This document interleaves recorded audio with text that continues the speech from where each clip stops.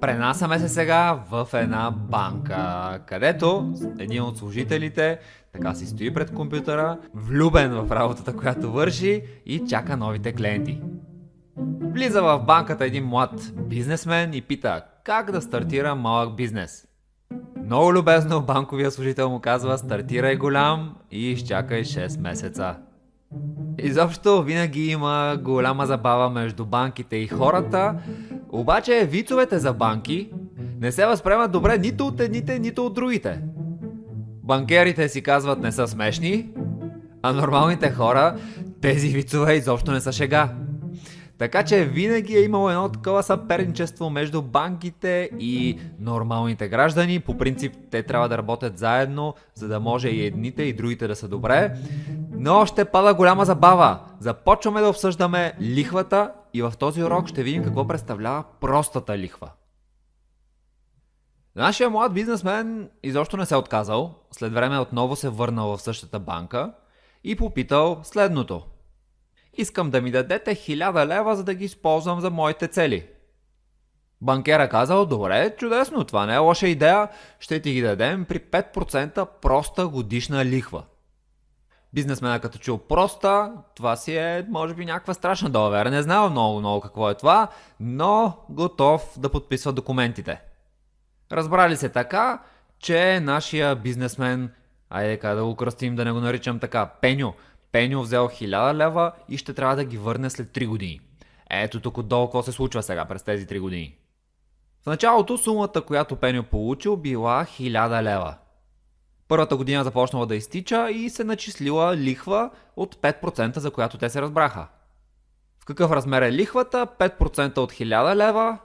Смятаме така по този начин: 1000 по 5 върху 100, 5 върху 100, така изразяваме процента и получаваме, че лихвата в рамките на тази една година е 50 лева.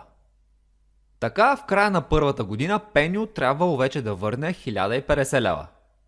Събрахме първоначалната сума плюс лихвата. В рамките на втората година отново започнала да се начислява лихва.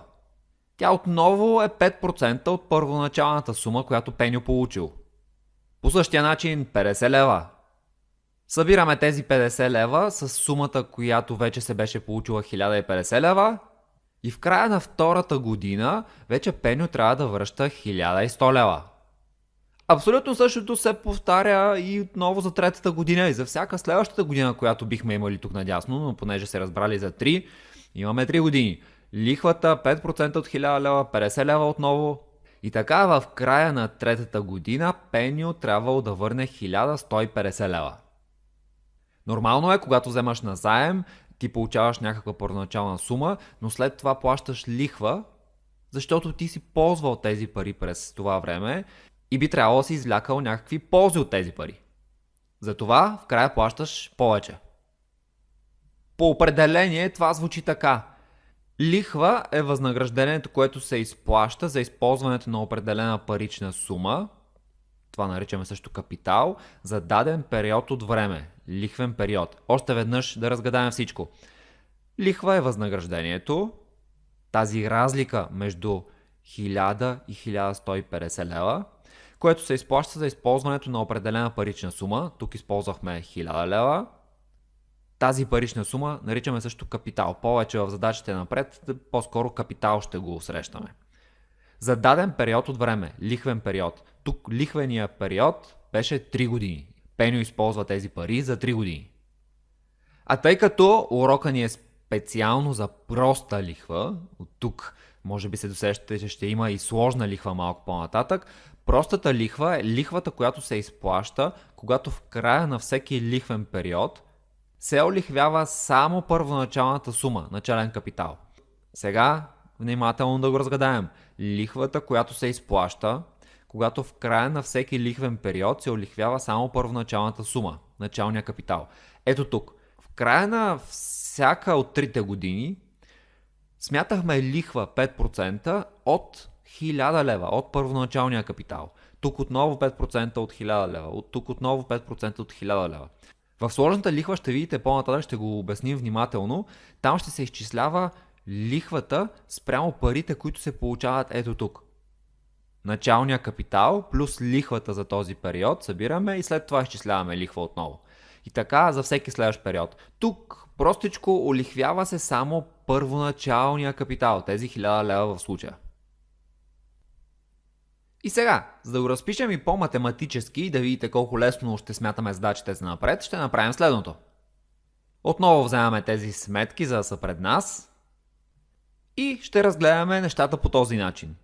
К1 е сумата, която се получава след като е изтекла първата част от целия лихвен период. Лихвеният период е 3 години, К1 е сумата, която се получава ето тук, 1050 лева. Тя е равна на първоначалния капитал плюс лихвата, която се смята като умножим началния капитал по лихвения процент. Лихвения процент ни е 5%. Като преработим, изкарвам К0 пред скоби и получаваме ето това. По същия начин сумата, която получихме след края на втората година, К2, тя е равна на началния капитал, К0, плюс лихвата, която се е начислила след първата и след втората година. К0 по П върху 100 плюс К0 по П върху 100. Веднъж тук добавихме 50 лева, тук още веднъж 50 лева. Преработвам тук и получавам нещата по ето този начин. Като изкарам К0 пред скоби, ето това е израза. Почти като този горе, само че тук имахме умножено по 1, а тук по 2. В края на третата година абсолютно същото. К0 е началния капитал и като добавим към него 3 пъти начислената лихва, получаваме К3, в случая 1150 лева. Преработвам отново и като изнеса К0 пред скоби, получавам ето това. Същото като горе, само че тук имам 3, а не 2. Вече виждаме логиката, ще може много лесно да намираме сумата, която се получава в края на някой определен период, тук е белязано с n, като умножим началния капитал и в скоби 1 плюс лихвения процент по n, където n е броя на периодите, които имаме. Още веднъж ще отбележим тук, P е лихвения процент. В задачите, като ни е казано, например, че имаме лихвен процент 5%, тогава ще бележим така, P е равно на 5. И вече като вкараме тази петица, ето тук във формулата, имаме 5 върху 100, което всъщност е точно процент. Така че ще го видим след малко и в задачите. Правим тези разяснения, защото може би за някои хора е малко объркващо, как имаме тук процент, пък и отдолу пък делим и на 100. Не, просто P е абсолютната стойност, делим на 100 и става в процент. И сега, ако се замислим какво се получи всъщност, имахме 1000 лева, 1050, 1100, 1150 лева. Подредени така по този начин, това не е никаква случайност, ами те образуват точно аритметична прогресия, в която разликата D е равна точно 50 лева, това е лихвата, която се получи. Може би сега навързвате защо и откъде така се появи тази проста лихва изневиделица, след като учихме прогресиите. Ами да, ето виждате, учихме аритметичните прогресии, именно за да можем да си обясним, както се казва, нещата